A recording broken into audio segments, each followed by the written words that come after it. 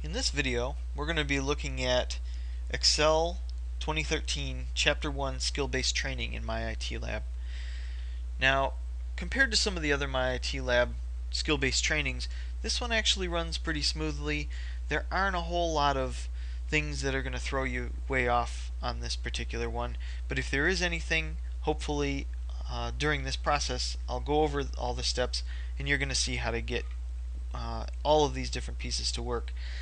The first one's pretty straightforward here. We're going to just do some data entry.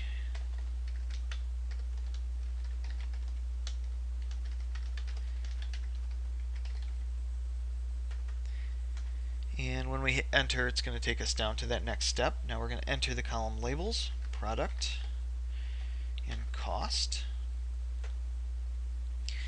And now we're going to enter into cell A5, we're going to enter computer system. And we need to enter the color laser printer into A6. Now notice that these particular fields are extending beyond the size of that cell. We're going to address that in a little bit, but for now that's going to be okay. But the one place this does become pretty relevant is when we need to type data in here. Even though it looks like you're typing over the word system, you're not. You're actually typing into cell B5. You can always tell which cell you're really on by looking at these designations on the side. That always seems to help. Now, computer system is still completely in this cell even though it's cut off and you can't see it all. Like I said, we're going to take care of that in a later step. In cell C5, we're going to do 0.5, or you can just do 0.5 for this one. And we're going to enter 0.15 for, oops, wrong cell. In cell E5, we're going to do 0.15. And then My IT Lab fills in the rest of those. Now the reason we're not filling into some of these other ones, some of these are going to be formulas, automatically calculated fields based on the other data that we have. So we're going to enter 9/1, September 1st, into this cell. You'll notice it's automatically going to recognize that as a date, and it's going to put in this 1-SEP. That's not exactly what we want to see in this step, so we want to clear our formatting. Now in order to do that, we can go up to here, and we can clear either the formatting, or comments, or any other piece of this, or we can just clear everything out. In this case, we're going to clear everything out. It's essentially the same as deleting it. And then we're going to enter in 9/1/2016 into that cell, and you'll notice that that one stays correct. Now we're going to get into a couple of formulas. In cell D5, we're going to enter in this formula equals B5 times open parentheses 1 plus C5. You'll notice in My IT Lab that you really want to type it exactly as it's listed.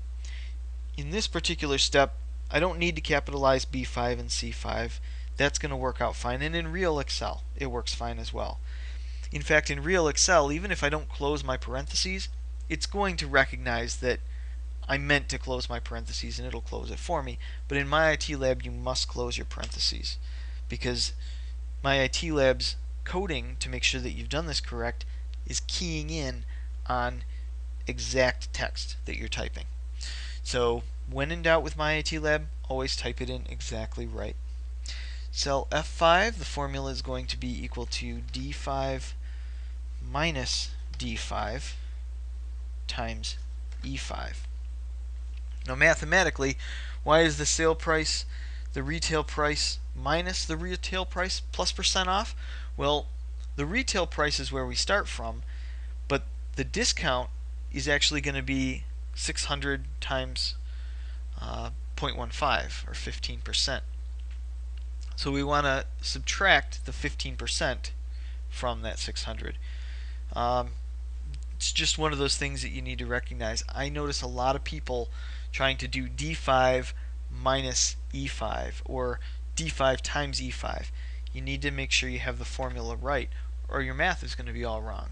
This is really critical in Excel in industry because you're going to need to make sure these numbers are right. We trust the computer for so much, but if we put in the wrong formula, we can be in a lot of trouble. The first profit margin formula is going to be equal to parentheses F5 minus B5, close the parentheses, and then divide by F5. This is another one of those where we're going to take a look at the cost and the sale price, and we need to make sure that we are finding the difference between these and then dividing out the actual sale price for that. So that way we're able to see the percentage of profit for this particular item. And in this case it's 21.5%. We're going to double click the cell D5 fill handle. It's this little dot down here in the corner. Now with Excel you can drag this down to populate those fields. You can also double click and Excel will try to figure out what it was that you wanted to populate those formulas for. Oops, doesn't seem to be going for me, but I do know you can drag these down and it'll accept that as well. So if the double click doesn't work, do try to just left click, drag that down over all the cells that you want that to work for. And now we're going to select F5 and G5 and double click the cell G5 handle. Oops, I'm sorry, F5 to G5, and we're going to double click this. Typically this should populate this, but again you can drag that down if that doesn't seem to be working for you as well.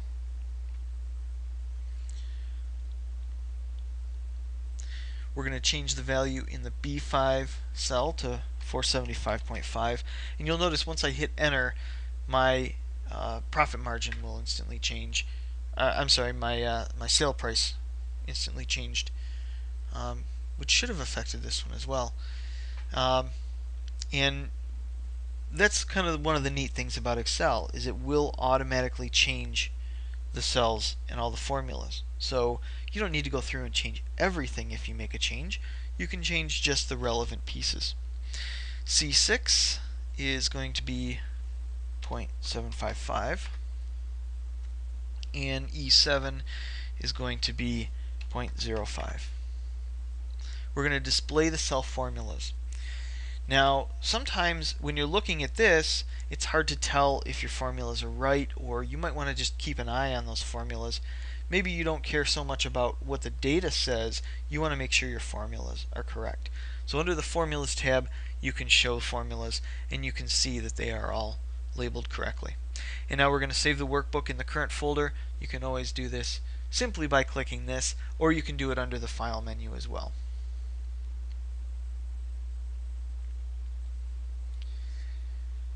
Now we're going to work with some sheets.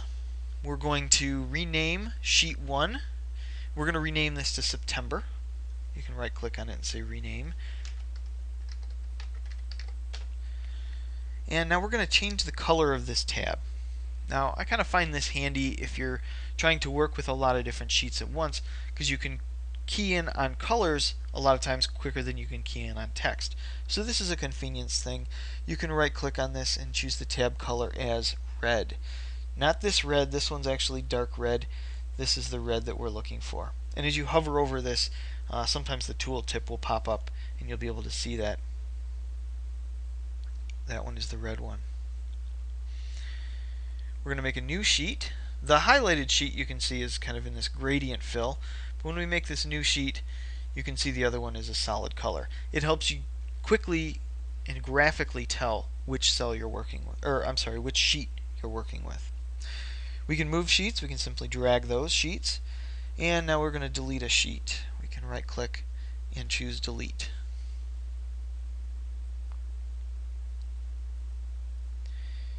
We're going to add in a new column. Maybe we've built this and we've decided there's a little bit more data that we want to put in here. In G5, we can click on cell G5. Really anything in the G range, we're going to fill in a new cell right in between these two. I'm sorry, a new column.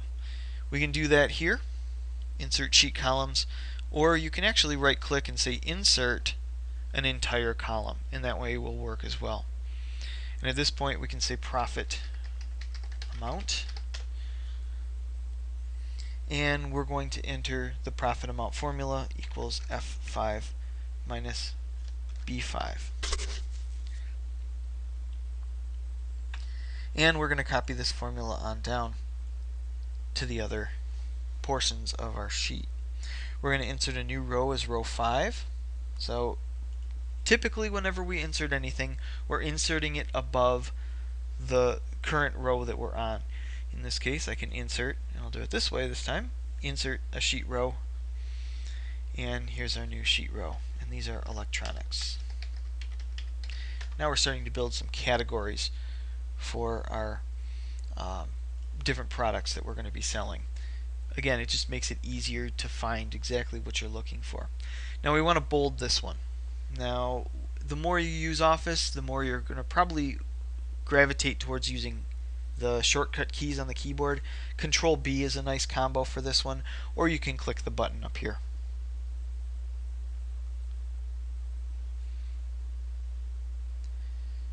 In A9, we're going to delete a row. You can click on the cell and choose to delete the entire row through this. You could click on the button 9, but in my IT lab we want to click on cell A9 and delete the row. It's always best practice in my IT lab to do the instructions exactly as they're asked of you. And then that row is gone. Now you'll notice all the formulas automatically shift up. All of those formulas will automatically get adjusted to their new row. So things that were in row 10 are now in row 9. All of those formulas recognize that they're now in row 9 and populate accordingly. We're going to see how we can adjust that behavior later on, but for now it's just a pretty nice way to handle that. We're going to adjust the width of column A. Now you can drag this around and try to land exactly on 23, and that's one way to do it. But I always find that it's a little bit easier to just right click on the column and just type in those exactly.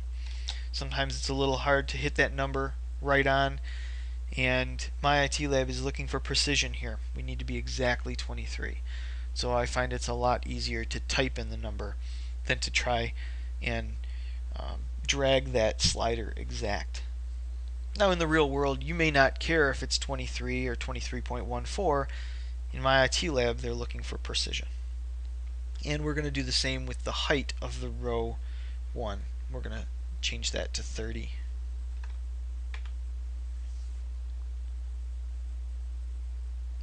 Now that we have a lot of data in here, we can start to really make this look good. We want to simultaneously hide 3 columns. Not delete them, we might want to bring them back, but we just want them to disappear for a little bit out of our view. So we can select column C, hold down the Control button, and select E, and you'll notice now I've highlighted 2 ranges that aren't next to each other. It's easy to highlight stuff that's all next to each other, adjacent, but when it's not next to each other we need to use the Control button so that we can select multiple items. And we want to hide those columns. We can right click and choose Hide. Now we want column H back. We want to unhide that. We know it lives in here, so we're going to right click here and choose to unhide. Oops. Some of my right click menus are looking a little strange here. Let's try that again. There we go. And we're going to unhide the stuff that was between those two, and then it comes back for us. Every so often you'll see some weird things happen with my IT lab like that. In that case, I've found if you can't work past it, the best thing to do is save, exit out of it, come back into it, resuming where you left off, and things sometimes kind of fix themselves by doing that. We're going to insert a new row 8. Again, inserting a row is usually above the row that we're currently on. We'll insert that row, and we're going to select and cut range A12 to H12. We're going to cut this 28-inch monitor. You can do cut with the scissors button. You can do a Control X. It all depends on what you like to do. I like Control X. Really is up to the user. and then we're going to paste that range starting in cell 8. Notice I cut all of this. How am I pasting to this? Well, you want to paste from where you begin. In this case, we can then choose paste. There's a lot of different ways to paste in Excel. You can use Control V, or you can just do a simple straight up paste here, and it'll put that information right in. It'll bring along formatting, it'll bring along formulas, all that stuff. If you don't want to bring some of that stuff around, that's where those alternate paste options come into play. We're going to select and copy A10 to H10. We're going to copy it. We can use the copy option. Again, there's some extra copy options here. I'm going to use Control C. And we're going to paste that range starting in cell A12. Control V works, or you could just click on this. And we are going to press Escape. By pressing Escape, we're giving up that copy. It's no longer sitting there in our clipboard. We're going to change the label here to the Executive Desk Chair. We can rewrite the whole thing, or we can come up here and put in that new detail. And the Executive Desk Chair in B12 is now 200. So that's our other item that we're adding to our sheet. The next thing we're going to do is we're going to use some special pastes. We're not necessarily going to want to paste everything quite the same. We're going to select and copy A1 to H12. And we will do our copy, normal copy, and we're going to use a paste special to paste that starting in A15, and it's going to fill in all of this space down here. But we're going to do a paste special to paste the ranges as values and source formatting. We want the values, we want the source formatting. So we're going to click down here, and we want to paste values and also source formatting. My tooltips aren't coming up for me. Sometimes that doesn't happen, but I believe it's this one. And then, as you'll notice, everything came in, the values that were up there, as well as the source formatting. Then we can press Escape.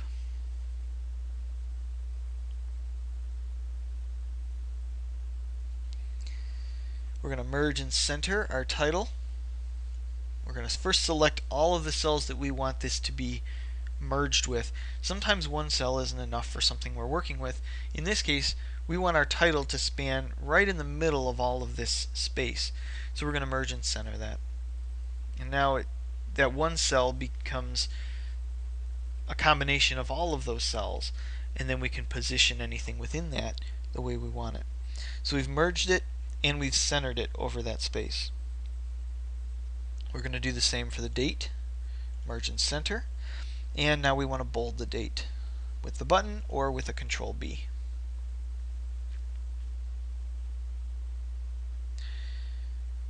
We're going to apply wrap text to range A4 to H4.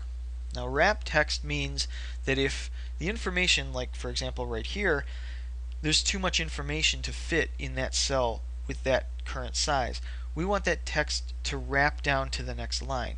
So we'll choose wrap text, and you'll notice it looks a lot nicer when we can read all of that, but not necessarily make all of these really wide.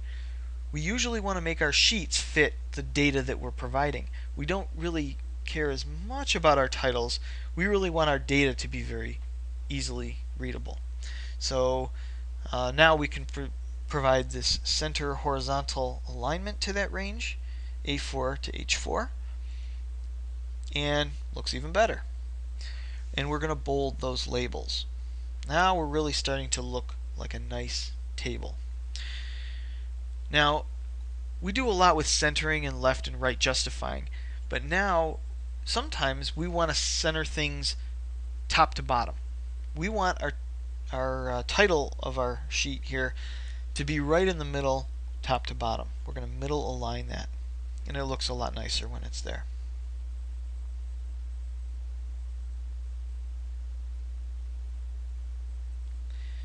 Next, we're going to increase our indent on some of these cells so that we're kind of pushing them over. It makes things a little bit more readable.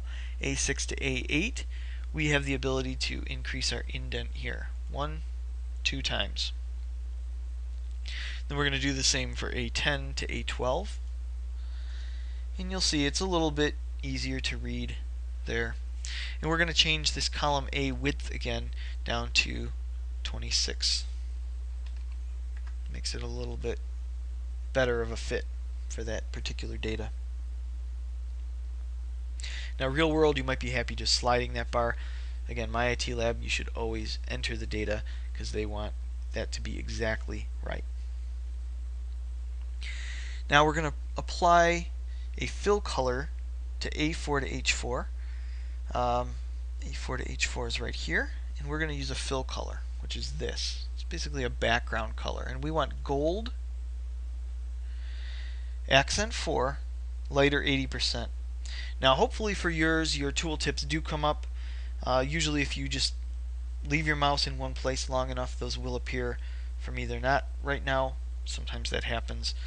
No big deal. But this happens to be the one we're after. And that's going to change the color of that. Makes it look a little fancier. And it also can fit your corporate colors. If you have corporate logos and colors, it's kind of nice to make your reports look like they fit. And we're going to apply a thick box border to E4 to F12. Maybe we're highlighting this information in this report, so we can apply that thick box border. Now we're going to go over to borders.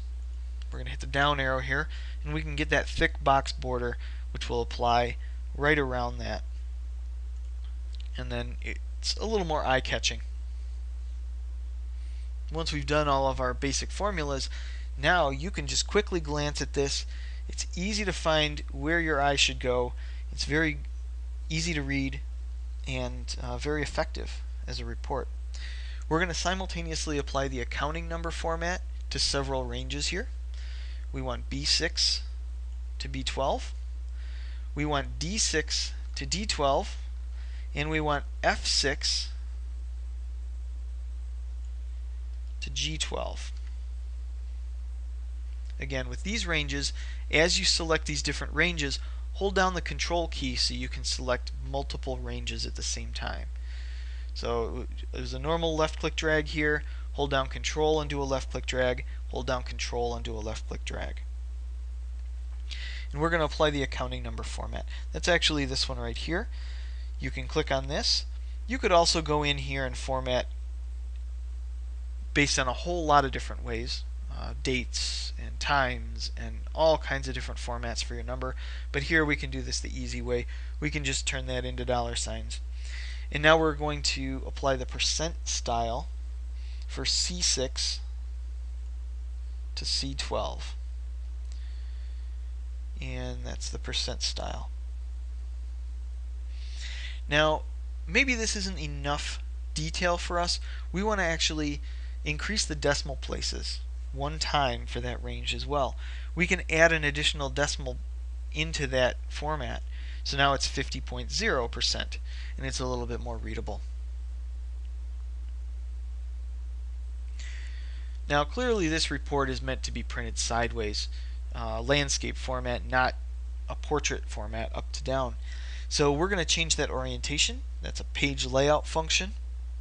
Under orientation, you can very easily switch to a landscape style for your printout. We're going to set some margins. This probably won't take up the whole page, so we might as well push it down the page a little, and we can do that with a margin. So under page layout, margins, we don't have something here that's a perfect fit for us. So we're going to make a custom margin. And that's going to be a 1-inch margin on the top. And we also want to center our report horizontally on the sheet. So it's centered and pushed down a little bit from the top. Now don't get thrown off because this looks like a portrait orientation. We set it to be landscape. It really will be landscape.